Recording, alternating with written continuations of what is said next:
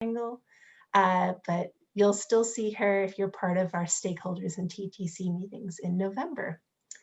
So this is a webinar that EPA had a conversation with the Roundtable many months ago. At this point, it feels like time has really flown this year. And EPA agreed to provide these informational webinars to help members of the Roundtable understand the process and history of the Lower Duwamish Waterway site. Ellie Hale, our remedial project manager, is here to give us all some information on the site.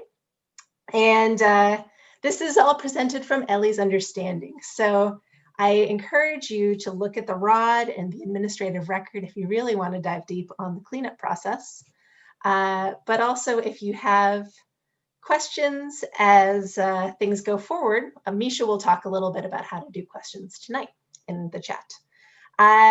Let's see, we're doing tonight's meeting in 4 languages. So I am speaking in the English language room. We also have a Spanish, a Vietnamese, and Khmer space with some really fabulous translators, Carla, Fong, and James. So thank you to our interpreters for being part of our team making tonight possible. And let's see, we are going to, Misha has put a link in the chat. That is where you can download the translated slides if you need those. We're hoping that folks who are looking for the translated slides were able to get those from the event invitation or from the website or from the CHA leads, but the link is there. If you need a backup way to get the slides, Mishu can send them to you by mail in the future, obviously not right now, but tomorrow we could work on that. So if you want to send Mishu an email, if you need any printed slides, we can get those to you. Mishu is also putting the language lines in the chat. So those are there as your options, and we can maybe repeat those in a couple minutes because I know for folks who are just joining the Zoom, you don't get to see the history of the chat. So we'll do that again if necessary. All right, so I'm just going to go to each of the interpreters to make sure that we have a good,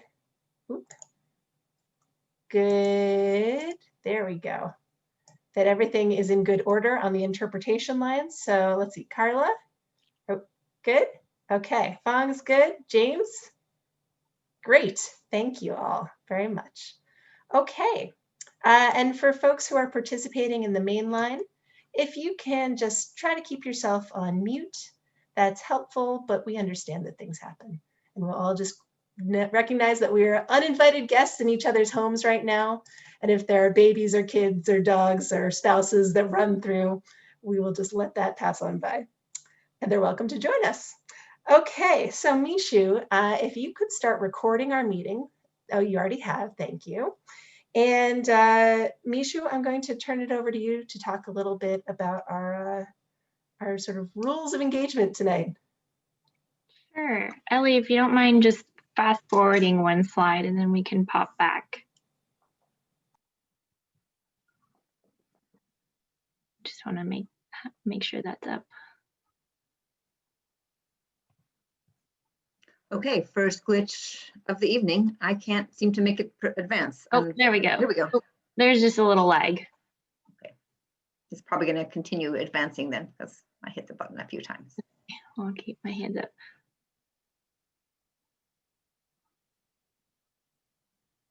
So that's a fun lag. We still have people joining, so I won't be in a rush. And hopefully the screen catches.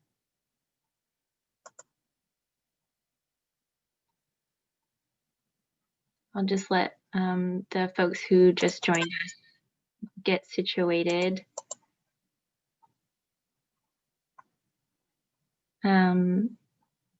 Lily, do you want to try touching the slides again? So on my screen, it says purpose of webinar series. You want the next one? The ground rules slide, please. Was that the next one? No, this one. There we go. Yes, I just want to have the visual match what I'm saying for everyone on the line. We're on slide 2. And as Rachel mentioned, please keep yourself on mute if you are not speaking to prevent distractions. Please send any questions in the chat and we'll get to them at different points in the conversation, in the presentation. We'll pause for questions so you can put them in the chat so you don't forget them, and we'll come back to them. So as Rachel mentioned, we'll be having simultaneous interpretation. So please be patient with any pauses throughout the presentation. And we are also recording, and this webinar will go up on the Roundtable website, and we'll have a summary for the Spanish, Vietnamese, and Khmer participants, since we can't record those conversations, but we can have a translated summary for you all. Are there any questions about today's webinar? And if you are new to using Zoom, I invite you to test out using the chat. You can find it in your toolbar at the bottom there. I'm not hearing or seeing any questions, so we'll let Ellie dive in so she can have the most time possible for her presentation. Oh, no, no, no, no. I have nervous fingers today. Good afternoon and evening, everyone. I'm Ellie Hale. I'm the project manager for the Lower Duwamish Waterway cleanup at EPA. And you, I hope, attended the first webinar, because some of the things I say tonight might be challenging to understand if you didn't. But I'll try and help along here.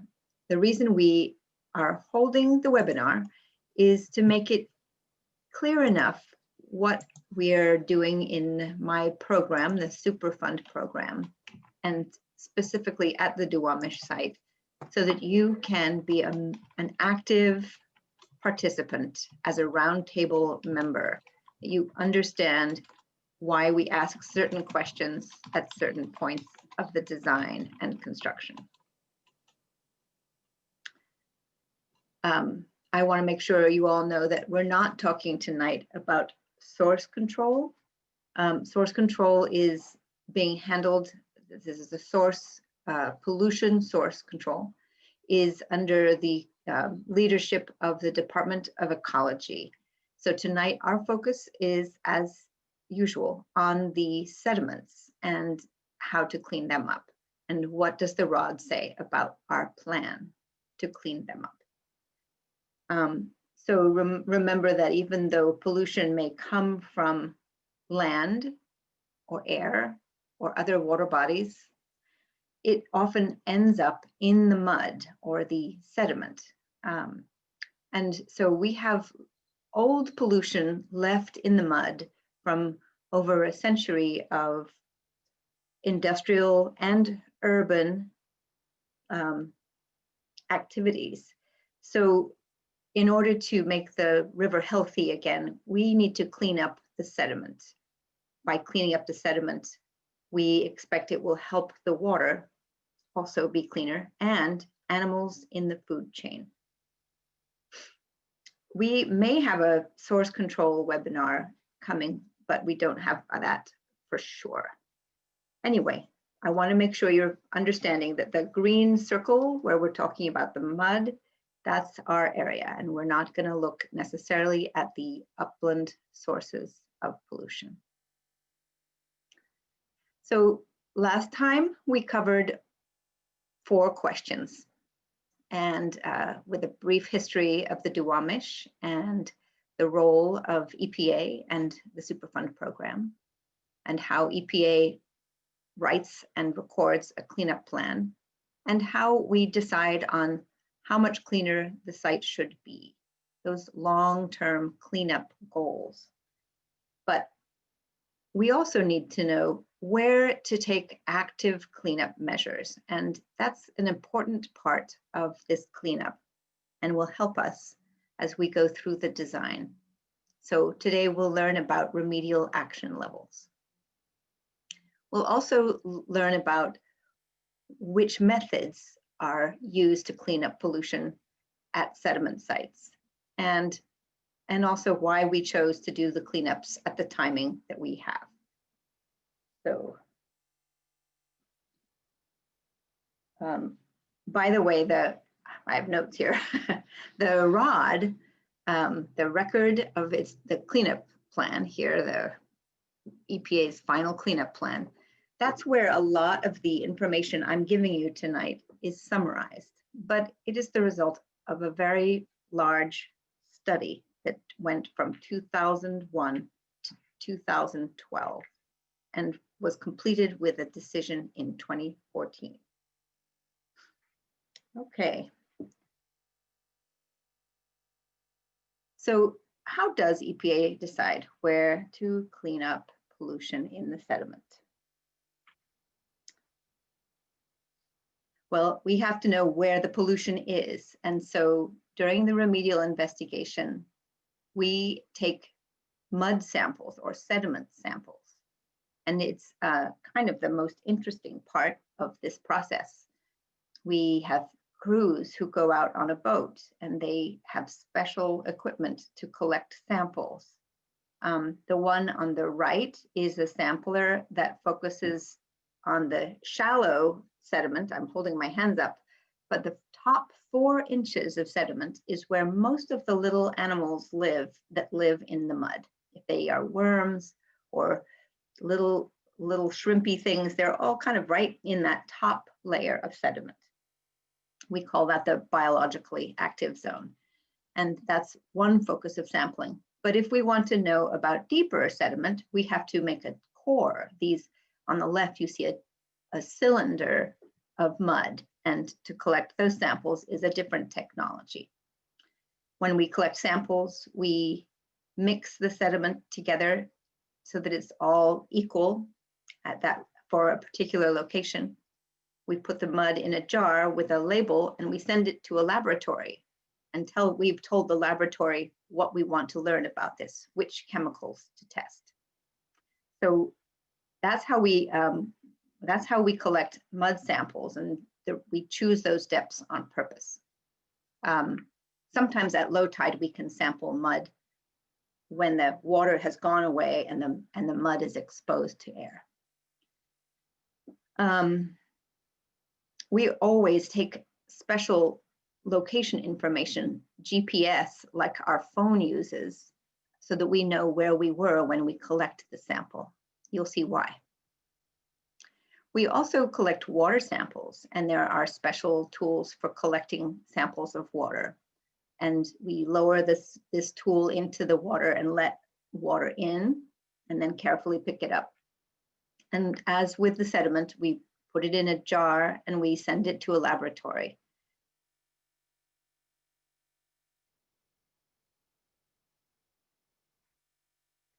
And because we know that the pollution ends up in living things, we have, in the remedial investigation, done lots, the study of the site, we've done lots of sampling of seafood. And we focus on resident seafood, the animals that live in the waterway most of their lives, because they are eating food there all the time and their bodies have the most contamination. So we don't often sample salmon because salmon are mostly living their lives in the ocean and pass through the Duwamish River. So most of our sampling is of crabs, clams, English sole, and small fish called surf perch.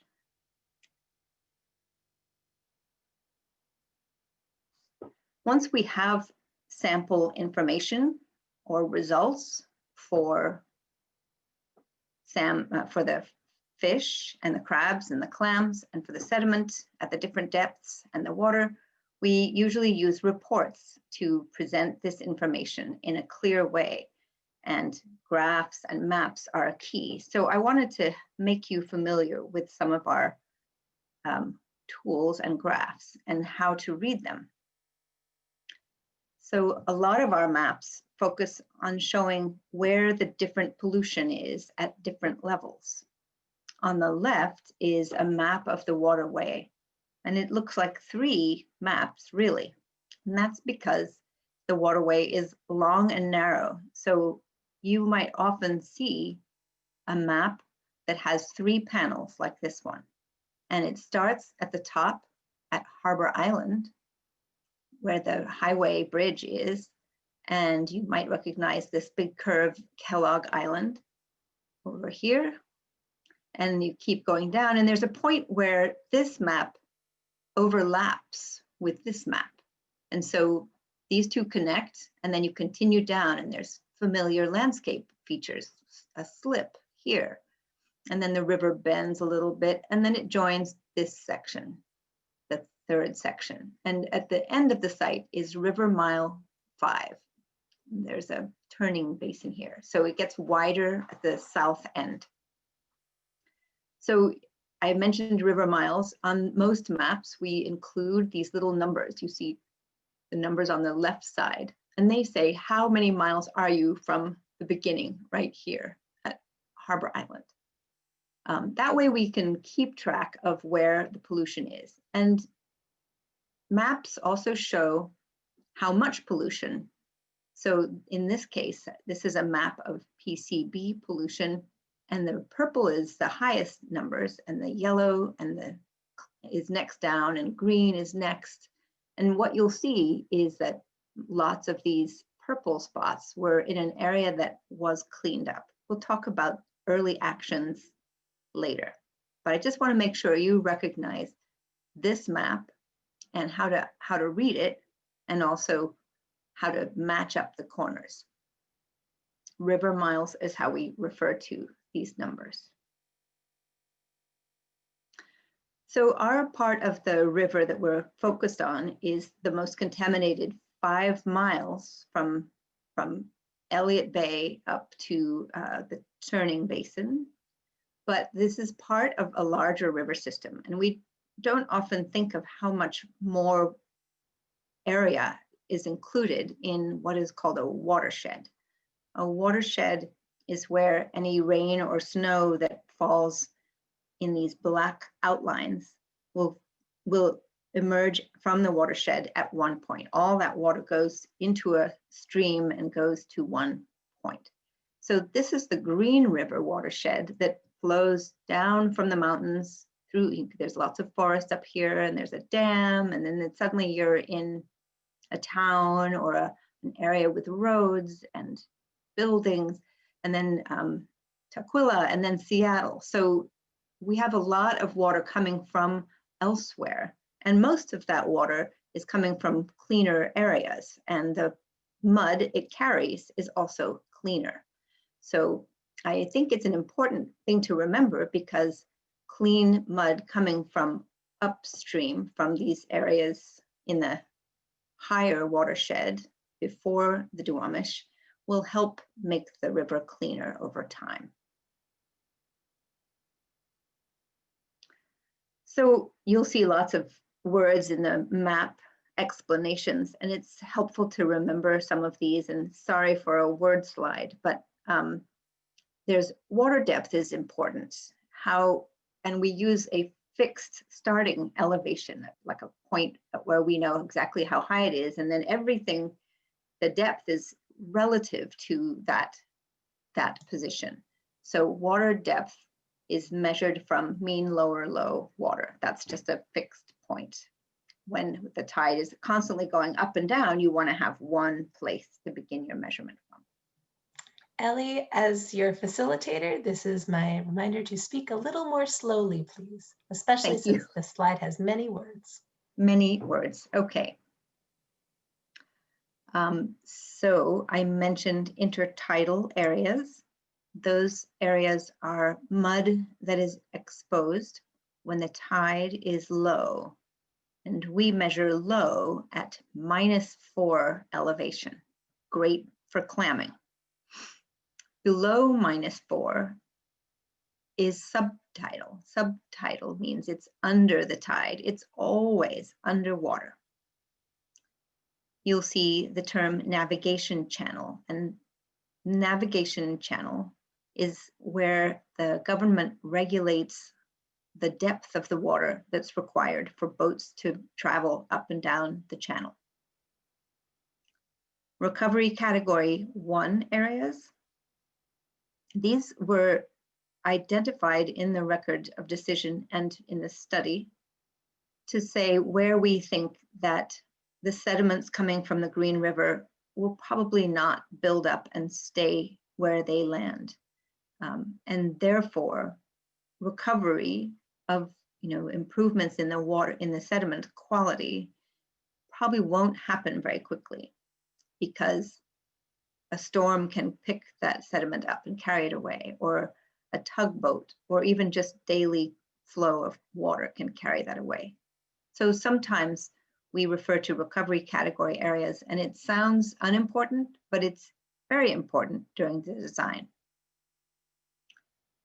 I mentioned that we have early action areas. These are like that area that had the purple dots. They had more contamination than other parts of the river, and so we did early cleanup on those areas. And finally, on the maps, you see bridges and piers and docks and pilings.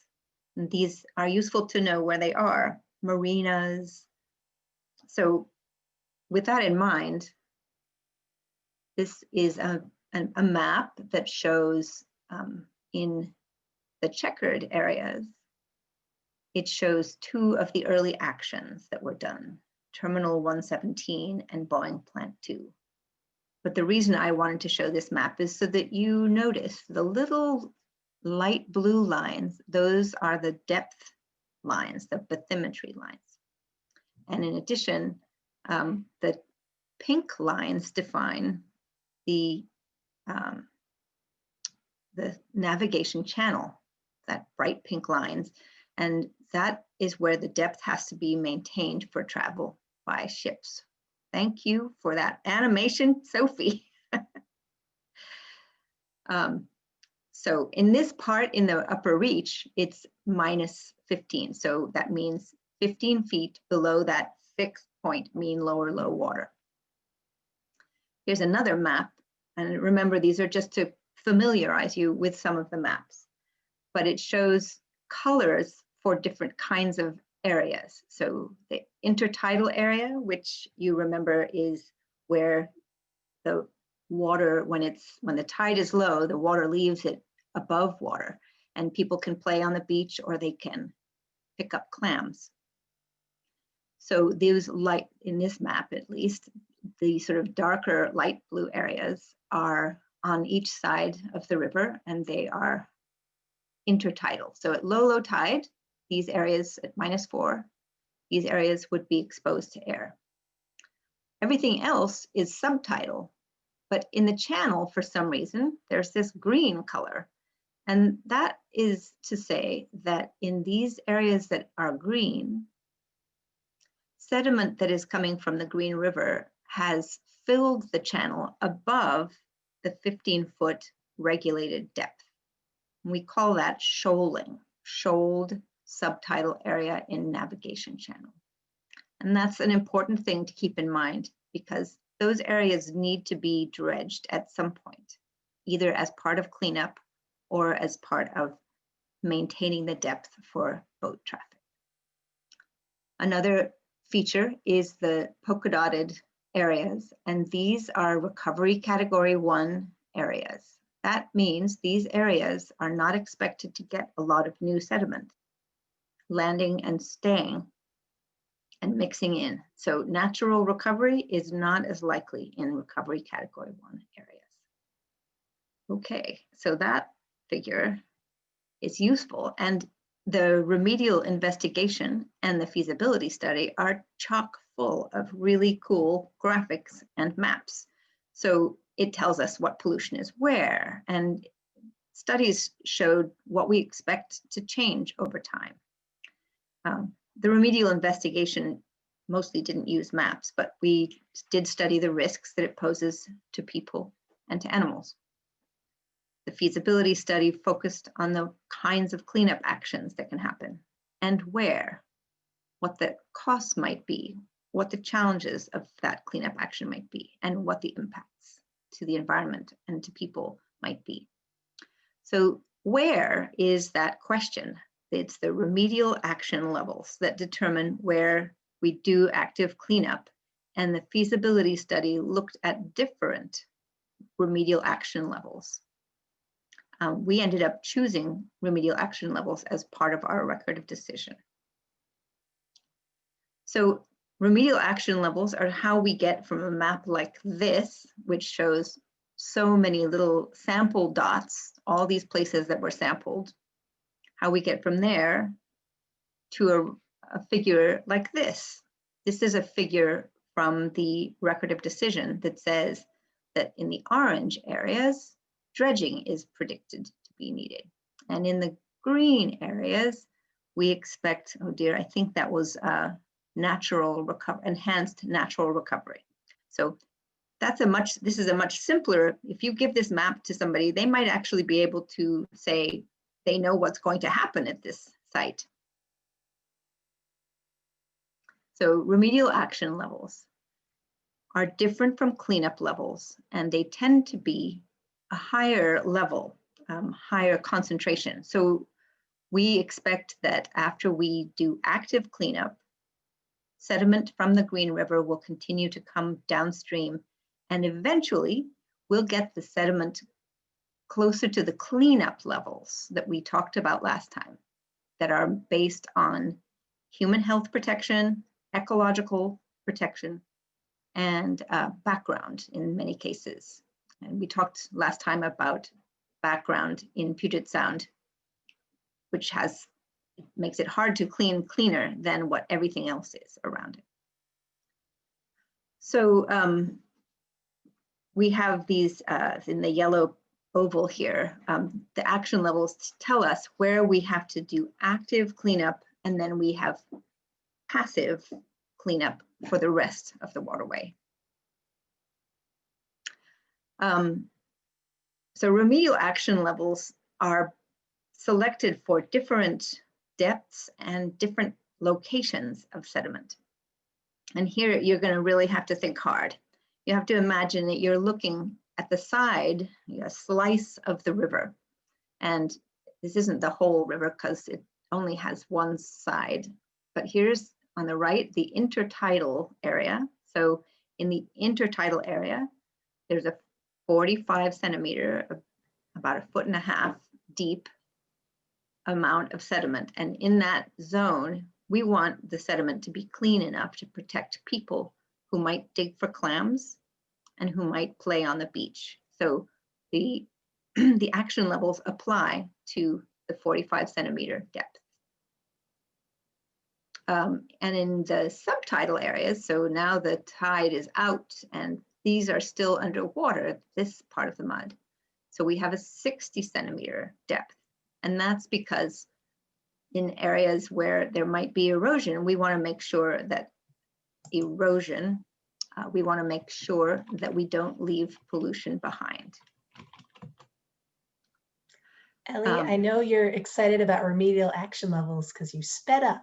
So if you could slow down a little bit for our interpretation, that would be helpful.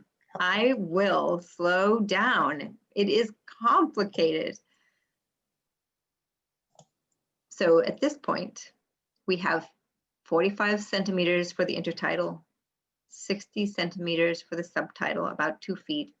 And in the channel, we have the shoal material, and that's the material that is above the navigation depth required for safe travel by ships, right? So the shoal material has to meet the same, has its specific remedial action levels. And that's why it says variable, because the thickness of shoaled material is variable. But in all of these areas, there's a 10 centimeter depth that also has RALs. And those RALs are to protect, primarily, they're to protect the organisms that live in the mud, which we talked about last time and called them benthic invertebrates. So always at the end of cleanup, we need to have these levels, these zones and depths meet our RALs at the end of active cleanup. And then we can let natural recovery help to get the rest of the way. So cross your eyes, it's okay. This is a scary table, but it's from the ROD, from the Record of Decision. And it's helpful for you just to see it and know how to navigate this table. So I'm just going to be your guide. Don't worry about the numbers. On the left, there are the 4 human health contaminants at the top 4 rows here. And then below that are contaminants for there are 39 contaminants that are of importance to benthic organisms. So all of the levels that were selected for protection of benthic organisms are from the state of Washington's law called the Sediment Management Standards. They are called the SCO, so that you can use just 3 letters to refer to 39 numbers. So here we have the bottom white row is the remedial action level is the SCO, or in some cases it's 2 times the SCO. And so always in those cases, they apply to the top 10 centimeters.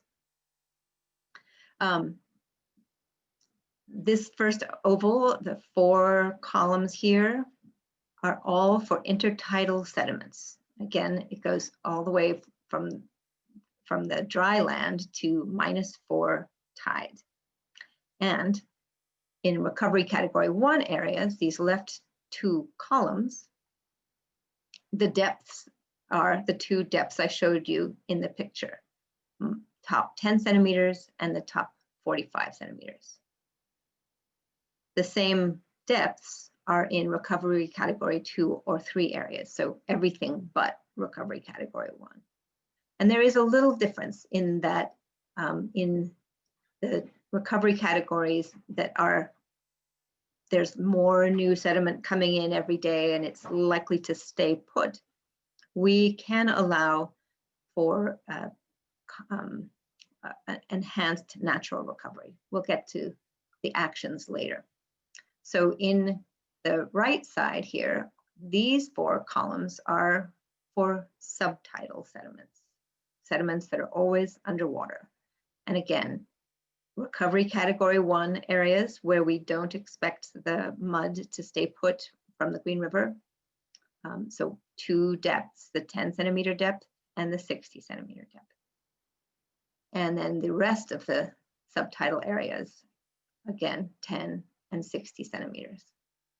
And then the special category of subtidal areas in the channel where we have shoaling of materials. So it's a complicated table. I'm going to make it a little easier for you to read one part of it. Okay, so I blew up the intertidal part. And that way you can see that in the white lines, it says RAL. That's remedial action level. And for example, here we have the 57 milligrams per kilogram dry weight of arsenic is an action level. And in the top 10 centimeters of mud, if we take a sample and that mud says 60 centimeters, then it's over the RAL, it's higher than the RAL, and that means you must take action. But if it says 20, then you are below the RAL, and this area doesn't require action for arsenic. Maybe it has PCBs or other chemicals in it. So you have to compare all of them, and if you are below all of the RALs, then you're okay. You will just be place where that we will monitor, we will check and make sure a natural recovery is going to happen. But otherwise, these call for action. And just to point out, this line is a little confusing, but this just says that if you have 12 parts per million as a RAL, for example, there's a number that you can't be above and do enhanced natural recovery. So we'll get to that, but this is a limitation on what kinds of cleanup you can do given the concentrations. So that was a lot, and hopefully we'll have time for everything that we want to cover today, but let's take questions. Rachel, I'm going to turn it over to you. Okay, great. Thank you, Ellie. Take a sip of tea. And I will check in with each of our interpreters. Meanwhile, if anyone has a question, you can also type it in the chat. Let's see, James, I'm going to check in with you first. Does anyone on your line have a question for Ellie?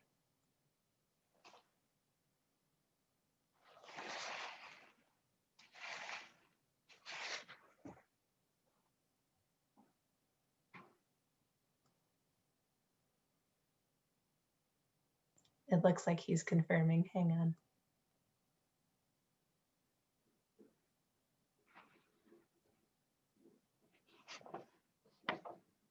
People who came to the roundtable meeting in October might remember that we did a little exercise with RALs. No question from my team. Thank you, James. Okay, thank you, James. You're welcome. Carla, I'll go to you next. Carla, does anyone on your line have a question?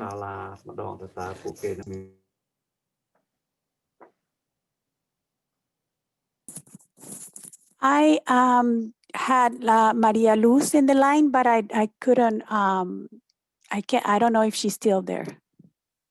I keep asking her if she had any questions, so. Nishu, can you check if she's still there, please? Or Yeah, anyone? I see that she's on the Zoom call. I'm not sure if she's on the conference line though, so maybe she stepped away. Yeah, because she was in the line. Okay, and if she does come back, feel free to save the question for later or put it in the chat box. Okay. Great, thank you. All right, I'll go to Fung and then we'll go to our questions in the chat box. Fung, any questions on your line? Yes, yeah, go.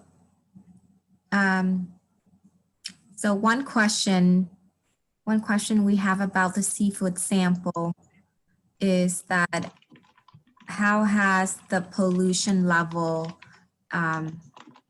right now for the seafood in the Lower Duwamish River, has it been better or the same? Thank you for asking. That's a really good question. We have tested, I think in 2017, we tested the seafood and we used the same kinds of fish and the same kinds of crab. And we didn't see a big change, even though we have done cleanup in the site. And one possible reason is that it takes time for the population. So if you're in a group of fish and you're the oldest fish, you've lived in polluted river for your whole life. Maybe your body is carrying a lot of pollution. And so eventually when you die, the population that is not exposed to so much pollution will be measured instead. So it's also that when we take cleanup actions, sometimes we make things temporarily worse, and we don't know if that happened. We don't have sample information between 2007 and 2017. And even comparing those two sample results, the data for the two times we did fish sampling, it's not a very strong comparison because there were differences in how we sampled. we plan to get more results in 2023. And I hope that we will see better concentrations, better levels, lower, because we have now cleaner sediments. I know that from the sampling we have done and all the cleanup.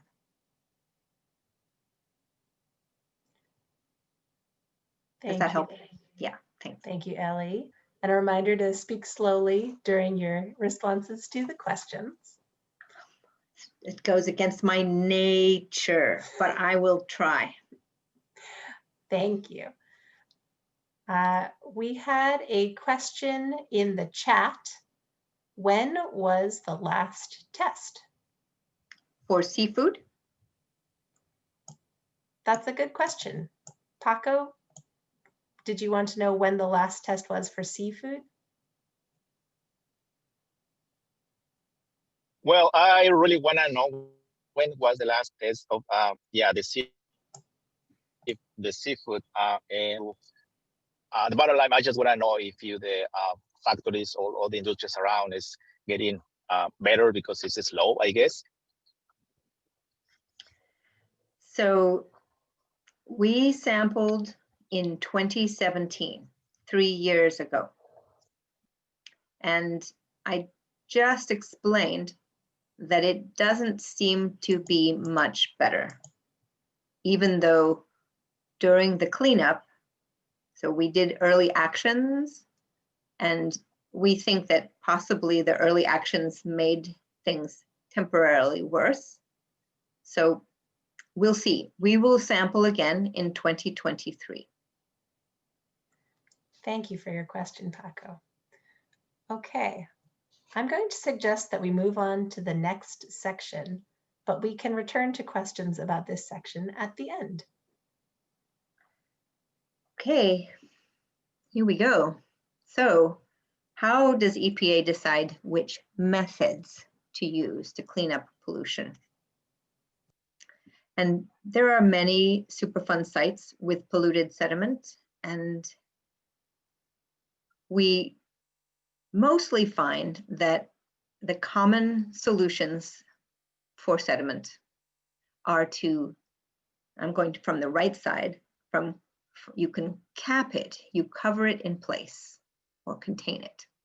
You can dredge it, take it out of the water and put it in a disposal site where it won't cause biological effects. You can let nature help it along, or you can help nature help it along. So natural recovery is you monitor during the passage of time.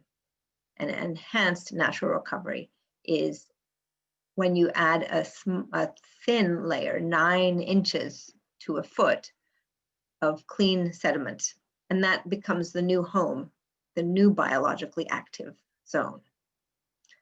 So those are the 4 main remedies, that main cleanup technologies that we looked at in the Lower Duwamish Waterway.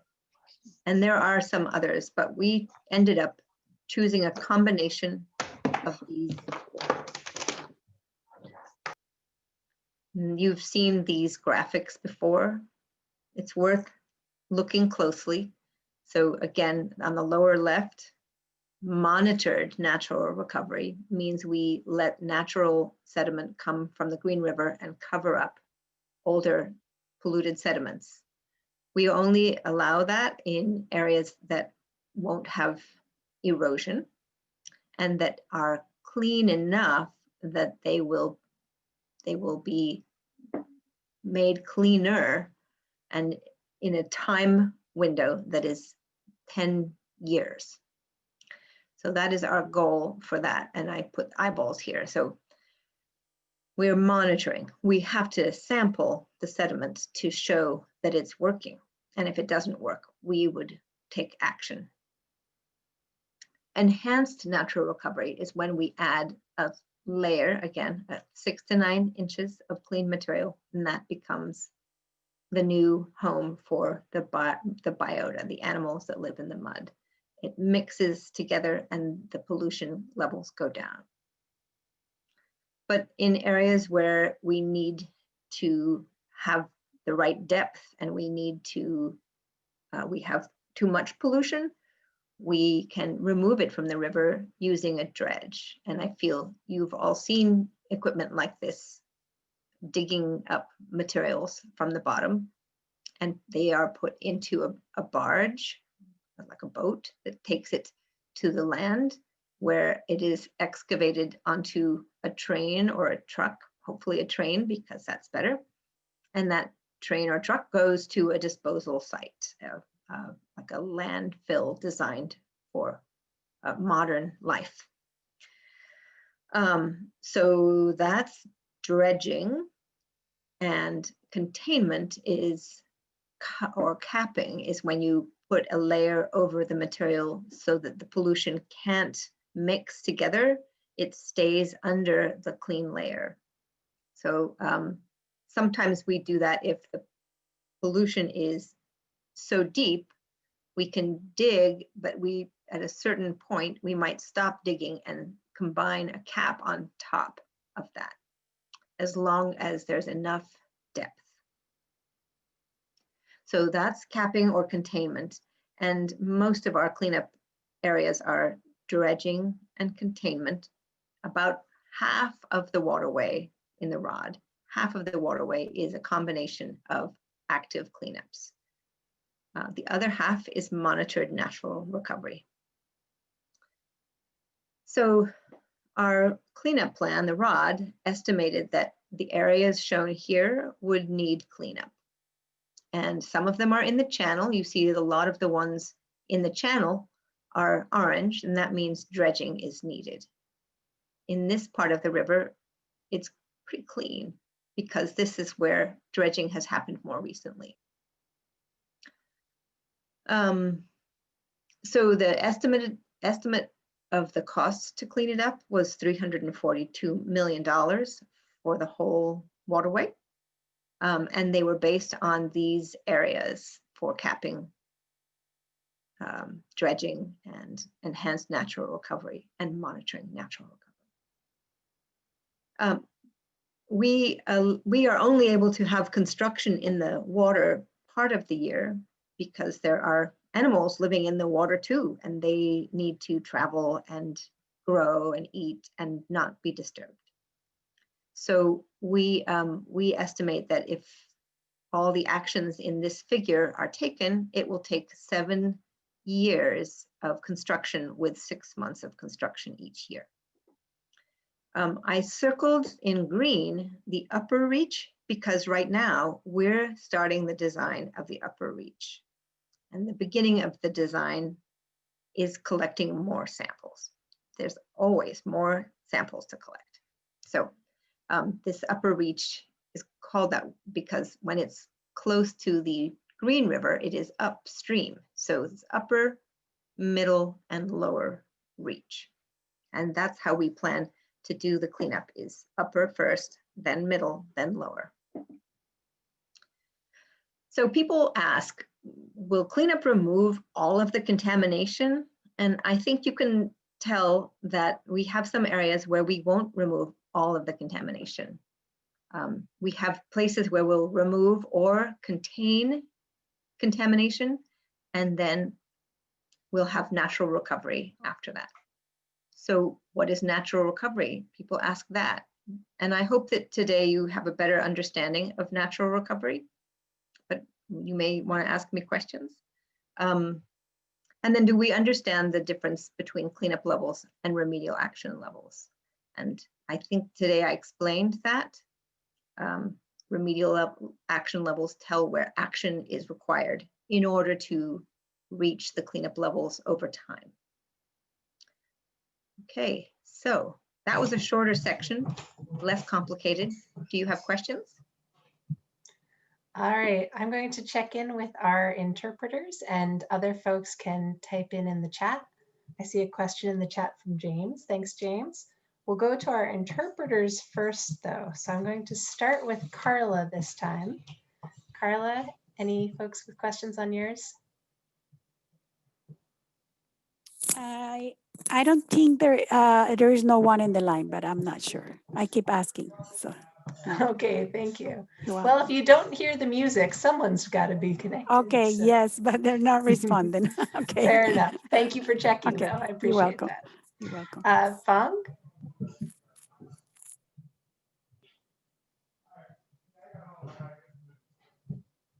It looks like there is a question, so she's going to check.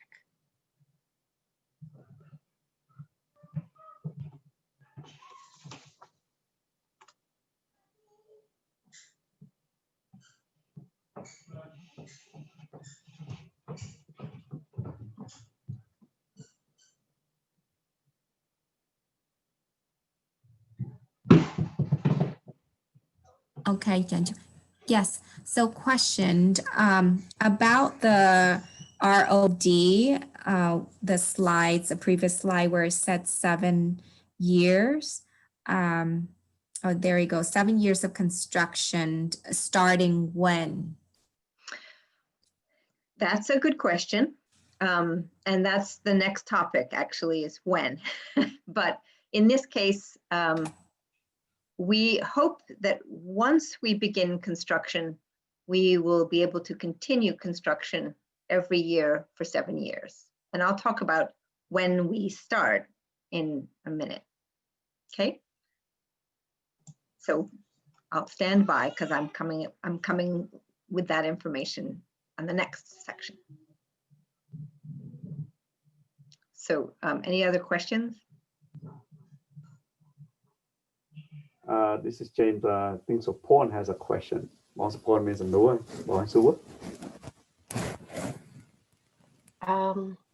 Yeah, actually, I have a question on the three cleanup process: the dredging, the capping, and the natural recovery. So basically, Sorry, I'm finding it. you. These ones? Yeah. Basically, Hallie mentioned about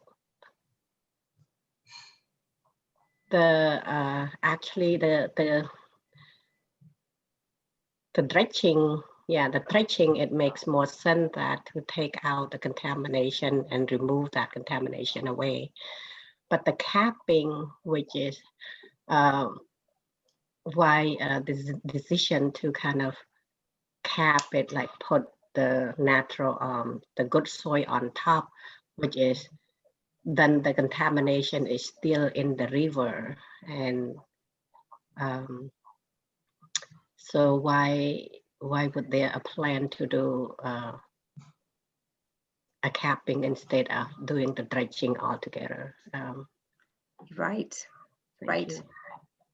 I think that's, you know, I was not the project manager at the time of this cleanup, but I think I can say that the purpose of a cap is that if you can't dredge, you can use a cap.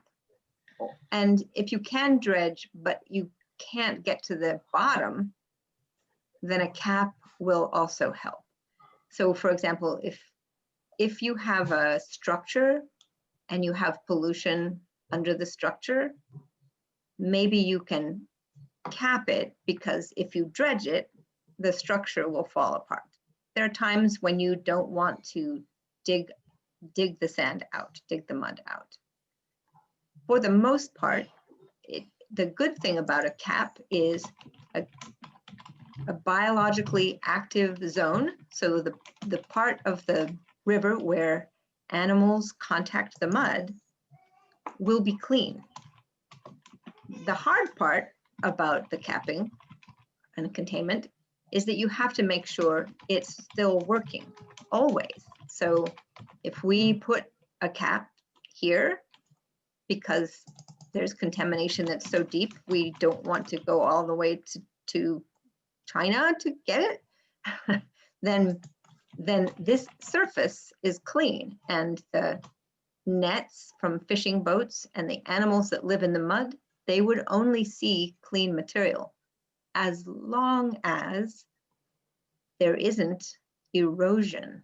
So we have to make sure that we protect this and design it to not be eroded. And we have to check every few years and say, is it still working? Is it still working? Is it still working? So it's a plus and a minus for dredging, for capping. And I think in the record of decision, we have some areas where it is dredging plus capping because we think it's the contamination may be quite deep in the mud. But that is, I guess that's the reason, is ultimately it is very expensive to dredge, and capping is shorter, it's lower cost in the short term. It may cost more if you have to fix it. So we want to make sure if we use capping that we do a good job. Thank you, Sorry, so Elliot. Lauren, that was a long explanation. Was that helpful? Yes, thank you, Ellie. Appreciate that. Thank you. Thank you for your question, Safor. I'm going to go to a question from the chat. So this is a question from James. What have we learned from other cleanup sites such as Hudson River? So James, maybe you want to answer that question.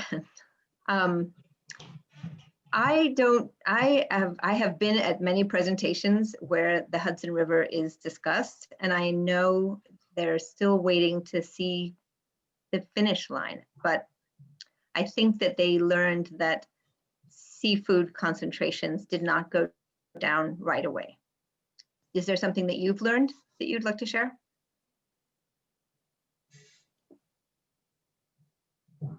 Putting everything back on, and we at DRCC have followed the Hudson River because they were ahead of us in the process, which was educational to us. So one of the things that we see is that a lot of the municipalities and counties or whatever they are in New York originally were supporting a less stringent cleanup because GE was the major employer in the area. But once the cleanup started happening and they found out how close they were, what we heard was that they wished that EPA could do more. And since, just like we have, is a record of decision, which is now an agreement with the responsible parties on just the question that you were just asked. How much do you dredge? And then put a cap over the top of it, as opposed to just taking the rest of the contamination out. When we look at what Hudson went through, is that in hindsight, they probably wish that they could have done more. But again, everything is different. Every place is different. I understand that. But that question is still there, not just for like the community, but also for responsible parties who only want to do this once. And Thank not you, have to James. come back to it. Thank you, James. Thank you for your question. And for folks who are maybe newer to this process, Hudson River is another Superfund site. Okay, we have questions from Ruby and Edwin and Emma Maria. And I think they will be relatively quick questions because I know we still have one more section of the presentation to go through. This is a question from Ruby. It's a question about capping. When it comes to capping, do you keep an eye on the contamination since there's contamination underneath? Yes. When we use capping, there are several things we do. We have to design it to make sure that the pollution, I'm putting my hands up in my picture, but you might not be looking at my face. If there's pollution under it, we don't want that pollution to move up through the clean cover, the clean cap. So sometimes we use layers of material that stop it from moving. Sometimes we use layers at the top to prevent it from eroding, something like larger grains of rock instead of sand, instead of mud, so that when the water is moving, it doesn't wash away the cap. And we also have to go back and measure that it's still there over time. In Superfund, if we leave contamination behind under a cap, we have to come back every 5 years to say, is it still safe? And so that means we test it chemically, and sometimes it means we measure the thickness of the cap by looking at the water depth. So yes, we have to monitor a cap forever, and we also have to protect it from disturbance by humans. So in this slide, you see that there's a post under the barge, and that's something that goes into the mud. So if that happened in our cap, that would hurt the cap. So then we have to have restrictions, laws or rules that would say, in this area, you cannot use that kind of spud, that stick that goes into the mud, because you'll harm our cap. So I can totally agree that it's probably easier for everyone to not have a cap, but sometimes a cap makes more sense. I think it does sometimes make sense, and that's why it's part of this cleanup plan. But thank you for asking that question. Thank you, Ellie. This is the next question from Edwin. With the samples that are being taken now, are there much variation with the preliminary design that was developed? It's too soon to tell. I don't know the answer yet. I do think that some of the, I'll see if I can find the figure easily.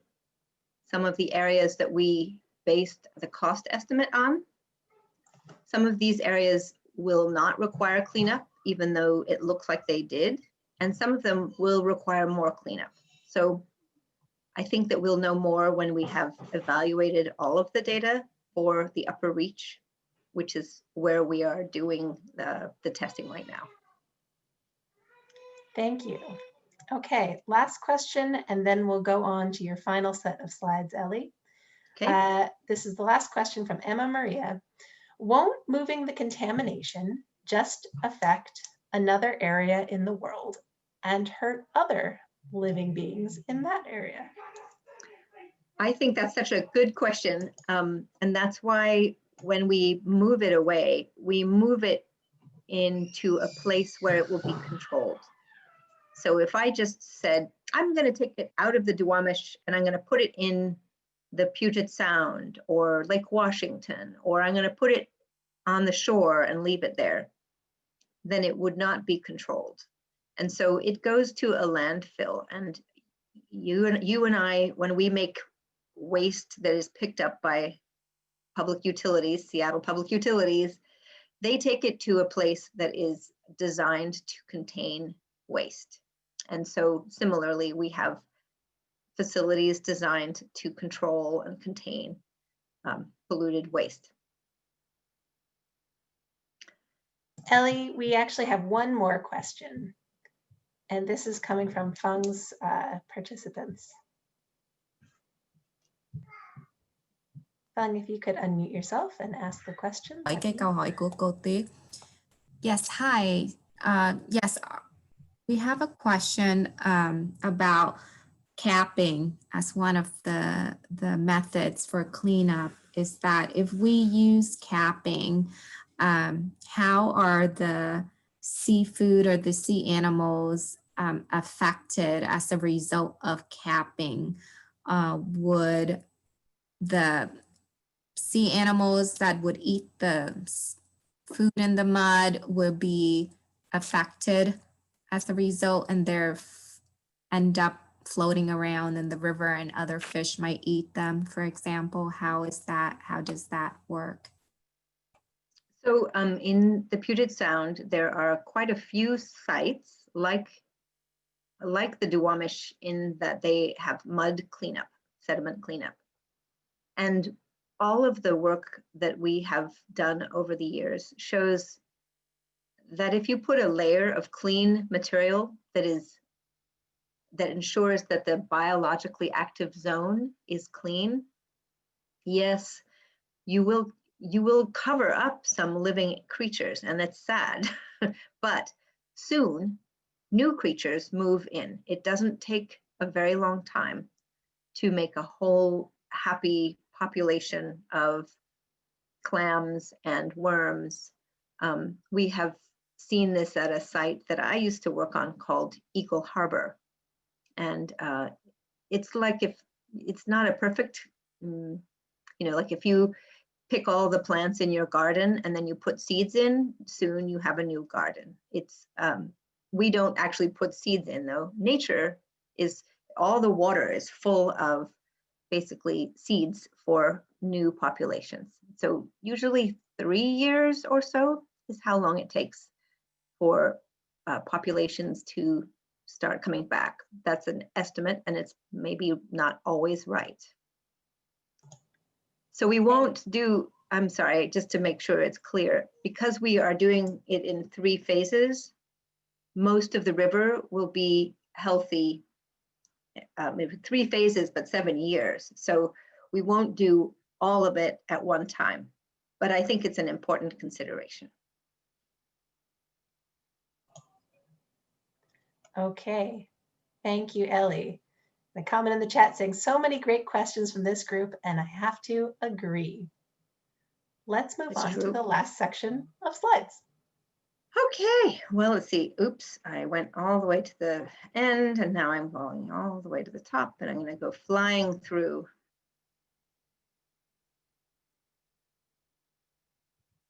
Sorry, I lost my place because I think we're past this. And when? That's the question that you were asking earlier. Was it Emma? So already we have done a lot of cleanup. When it's a living natural place, we want to get it clean as soon as possible. And yet we don't want to have to clean it up again and again and again. So we focused on some areas called early action areas, and you've heard me talk about them. There's the Terminal 117 site, Slip 4, Boeing Plant 2, and then before we were far along in our study, there were 2 other sites, the Duwamish Diagonal and the Norfolk sites. So these areas were the most contaminated with PCBs, I think, and now because of the cleanup, we think that the average PCB level across the whole waterway is lower by about 50%. So these cleanups and doing them early has been helpful. We don't yet see the change in seafood concentrations, in seafood body pollution, but I think we will. And then the rest of the cleanup and the design that I'm working on is part of the rest of the cleanup. The rest of the cleanup is going to move forward as soon as possible in coordination with the work that the Department of Ecology is doing to control pollution sources. We don't want to clean up an area and then have to do it again because ongoing pollution sources caused it to become recontaminated. So I will say that the Department of Ecology is doing great work to clean the streets, clean the storm drain lines, to inspect businesses and industry and make sure that they're following practices that protect water quality. They are working on many cleanup sites. And so I think that we will be approaching sufficient source control in steps. And so right now, we're working on the upper reach cleanup design. And when we get partly finished with the design, we will ask the Department of Ecology, are you ready? Can we go forward, or is source control sufficient? And we think that they will be able to say yes pretty soon for the upper reach. And then they're working throughout the waterway all the time. So as we get to the next stage, we'll do the same process. So that's the when of the rest of the cleanup. We've already done a lot. I'll show you some pictures. This is a famous and popular picture because in 2015, I think, there were 3 different cleanups happening all at the same time. So it was a crowded river. You might remember that the one on the left is Terminal 117. And you can see that on the right, Boeing was already planting plants on their new bank, their shore, and the Earl M. Jorgensen cleanup was underway. So it's a lot of work was done already, and we will gradually make our way to finish the cleanup as described in the ROD. And again, sources need to be controlled, and hopefully we'll be able to set you up with a webinar with the Department of Ecology, but they're doing great work and we work together a lot. I'm sorry, I know I just said that too fast. Questions about when? Oh, I should add one thing on this when. In the first webinar, I did talk about parallel tracks. Do you remember a slide that had a track for the technical project work and a track for legal work? So the way we work is we agree with the parties who have to pay for the cleanup. We usually negotiate an agreement and they do the cleanup, and we make sure they do it the way we like and the right way. So we also have to have an agreement negotiated before we start doing the active cleanup. And so we're still doing the design, so we don't have an agreement yet, but that's an important thing to have in place. Okay, so questions. Wow. You guys have asked some excellent questions today. Thank you so much. Thank you, Ellie. I will go to our interpreters first, although there's some questions happening in the chat too. Fang?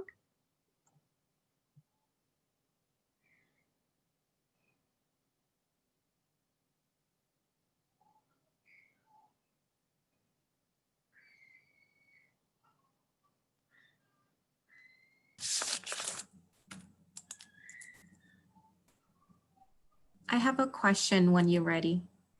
Yes, we're ready. Thank you. Okay, great. Yes, there is a question. There are manufacturers and companies along the Lower Duwamish River right now.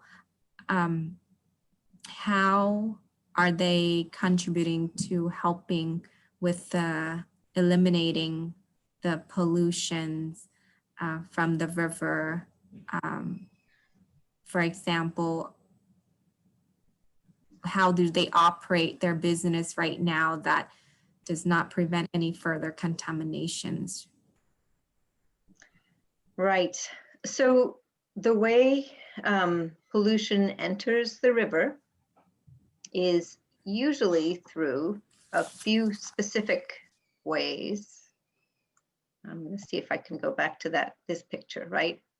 So if you're a business and you have chemicals and you spill a chemical on your parking lot and it rains, the rain carries the chemical to a storm drain, like this grid here, and it can go into a pipe and go out that way, or it can spill over the side if it's near the river on a slope.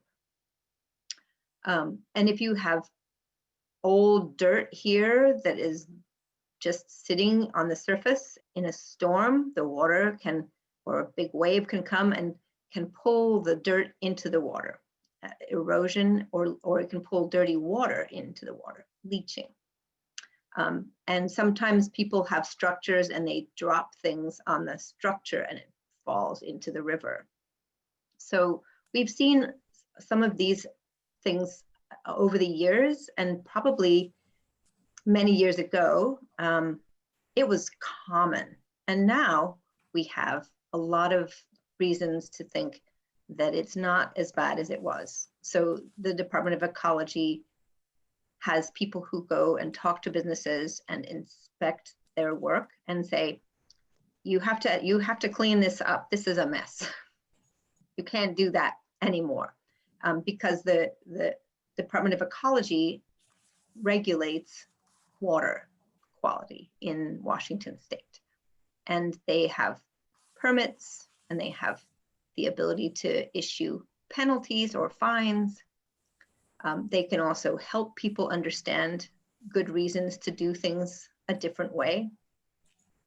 So I would say that already people have started to change their practices from the ways that caused the problem long ago, and that those changes are continuing.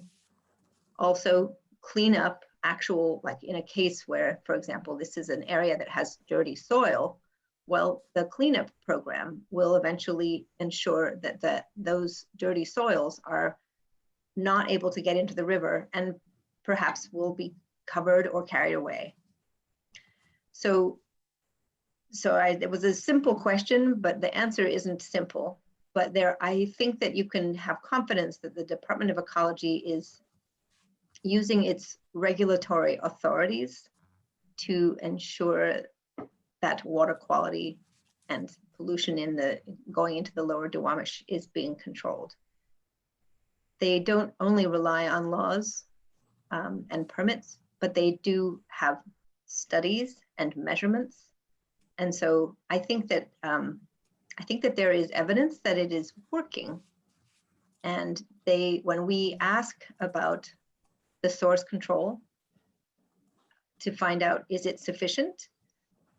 They will put all of the information in a report that will show what the status is. And if you go to the Department of Ecology's website, they have a lot of information there about the inspections, the cleanups, the changes, the repairs, and you can go if you're curious about a particular location.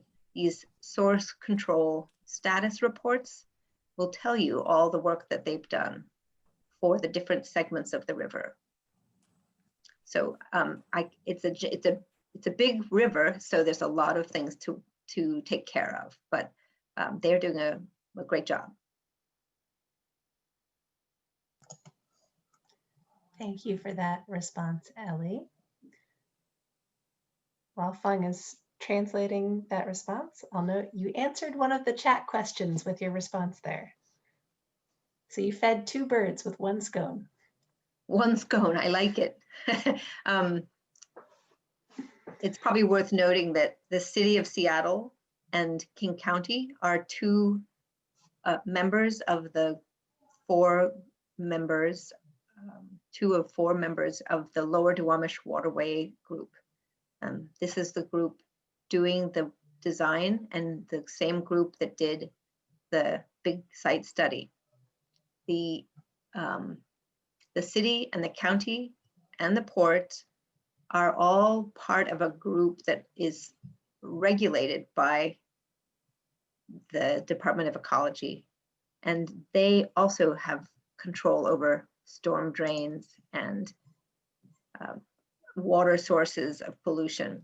So So they are partners as well for source control.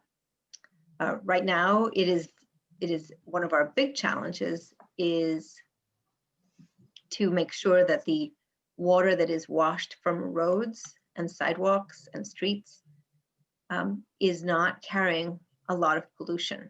And so they sweep the streets to pick up the pollution, polluted dirt, and they try and educate the public and say, public, don't put your car oil in the storm drain. So it takes a lot of, it takes a village, really. Everyone has to make sure that their environment is clean. And Department of Ecology is leading that. Thank you, Ellie. I want to check in with our other interpreters, and then we have one question in the chat. So now I'm checking in with interpreter James. Any other questions? Yeah, let me check. Miễn some nuôi trong suối mong the pond mong tàu miễn some nuôi trong suối vậy. Okay, no question. Okay, thank you. Carla, any questions? No questions for now. Paco is in the line. Okay, thank you, Carla. And thank you to all the participants who have been on our interpretation lines. We have a question in the chat from participant James, so distinguishing from our interpreter James. So this is a question from participant James. When will we know when we have a successful cleanup, or if we have to do more cleanup? Not for quite a while, James, because we have to do the cleanup to determine how much more, how effective it is. So I would say after we complete all of the active cleanups, we will be watching for at least 10 years to see how much better it gets. And at the end of 10 years, I think we might have some information about, did we do enough? And 10 years after cleanup. So really, I think the record of decision said 17 years total, 7 for active cleanup, 10 for natural recovery and monitoring. And so it's a slow process. It's easier to make a mess than to clean it up, as we all know. Thank you, Ellie. We have another question in the chat. This is a question from Edwin. Considering that the ecology website is not very friendly to easily find information for the community on the progress of source control, how will ecology update the progress of source control? I think that's a question for the Department of Ecology, not for me. I think that their website is better than my website, and it has a report called the source control. Well, they have a page about source control. So it depends what information you're looking for, I guess, Edwin. I think their source control strategy is easy to find, and their source control action plan and implementation plans are also easy to find. And each of the the city and the county have an implementation plan saying what they will do to improve source control. And then they have the status reports for I think their most recent one was 2017. So they're behind, but they're still trying to document all of the work that they have done. And so if you need me to point out where those are, I can probably send links, but not right now. We, Mishu and Annalise, have pasted the link to one of the ecology pages in the chat. And Edwin, if you have other questions, we can try to help put you in touch with the right person at ecology. Yeah, but I am supposing the EPA is responsible for the whole project, no? Because in all project, it's necessary one only one responsible, no? So it's only my comment, no? Thank you so much. Yeah, we are partners. I'm not the boss of the state of Washington. I am the state of Washington's federal partner. But we are working together, and so I think we don't have to have one lead. We have one lead for the water and sediment, and one lead for source control. Okay, great. I can't change that. If you don't like it, I can't really change it. Thanks, Ellie. That is the reality of cleanup land. Okay, I think we are about wrapping up here, so I'm just going to give you guys a roadmap to the wrap up. We'll be wrapping up in a couple minutes, so there's still a chance to put a question in the comment box if you want to do that.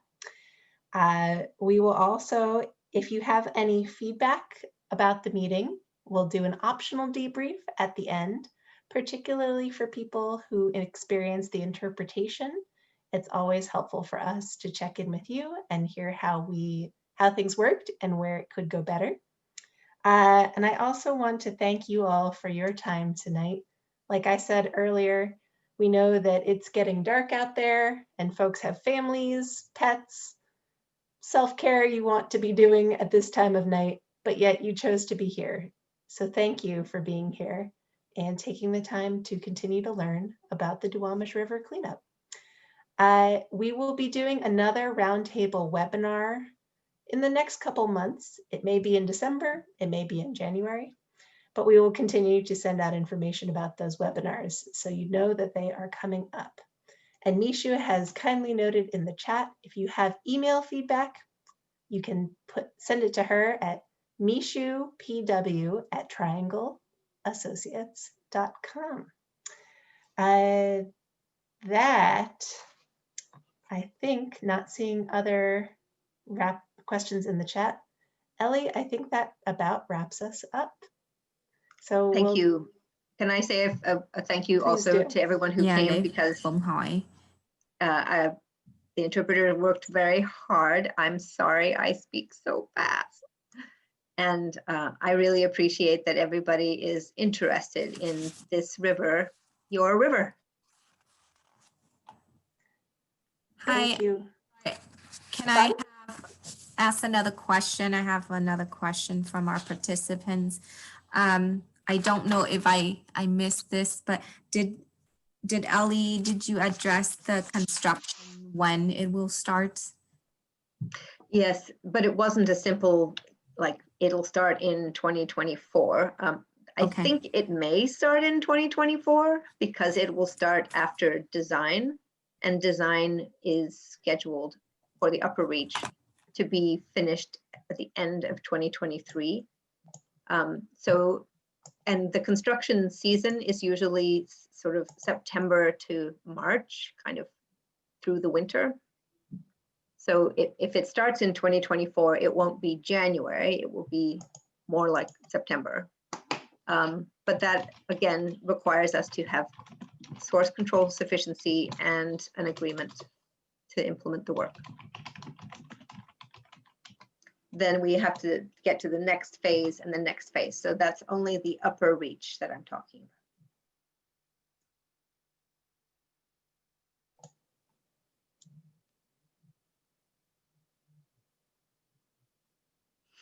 about. I hope to live to see it all.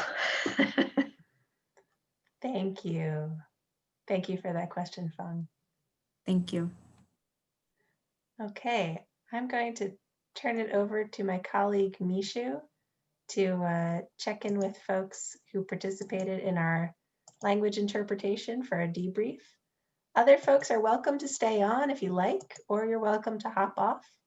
Thank you for being with us today, and you'll be able to find this recording on our Duwamish Roundtable website. Thank you, everybody.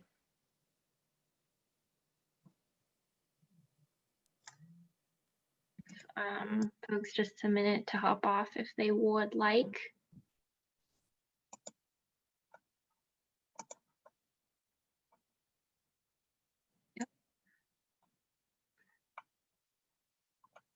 I'm going to stop recording now.